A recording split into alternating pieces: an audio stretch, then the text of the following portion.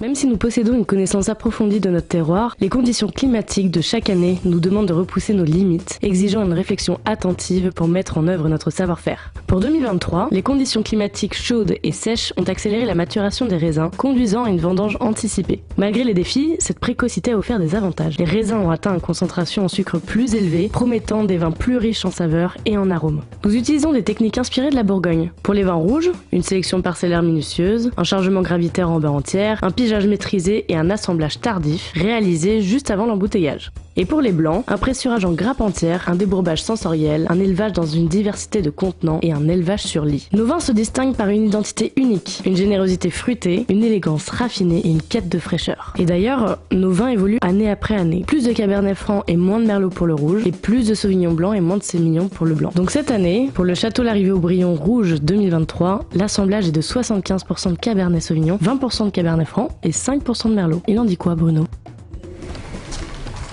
Clairement, moi je pense que dans les millésimes récents, c'est un des plus réussis ici sur la propriété au Château Larrivé-Aubryon.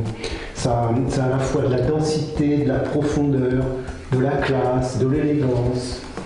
C'est très très bon. Alors, on passe au blanc ? Allez, on y va. Pour le Château Larrivé-Aubryon Blanc 2023, l'assemblage est de 95% de Sauvignon Blanc et 5% de Sémillon. Belle tenue en bouche. C'est à la fois riche, complexe, avec une belle fraîcheur qui remonte en finale. Ça titille les papilles. C'est surprenant hein, l'équilibre pour le millésime. Vous gardez une belle fraîcheur. Ce qui est intéressant, et c'est rare, c'est qu'on a les notes hespéridées tout agrumes qui sortent derrière les fruits jaunes. Ça a tendance d'habitude de sortir avant. Là, c'est plutôt en rétronasal et plutôt en deuxième nez qu'on a ces notes de cédra un peu là qui ressortent de les aises de Man-Bouddha. Bref, vous l'aurez compris, 2023 c'est un millésime enthousiasmant et surtout par son éclat. Les aises de Man-Bouddha ?